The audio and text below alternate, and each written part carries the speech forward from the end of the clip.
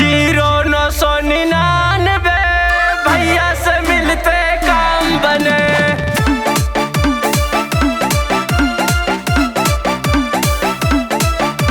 जिंदाबाद बोलो जिंदाबाद, राजेश मसाला जिंदाबाद।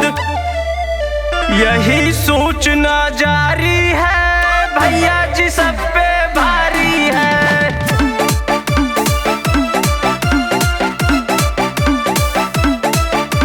जिंदाबाद बोलो जिंदाबाद, राजेश मसाला जिंदाबाद।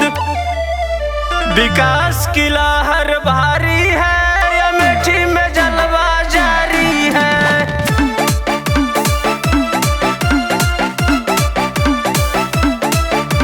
जिंदाबाद बोलो जिंदाबाद, राजेश मसाला जिंदाबाद।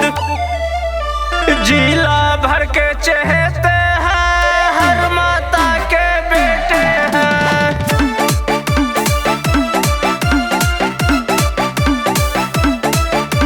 जिंदा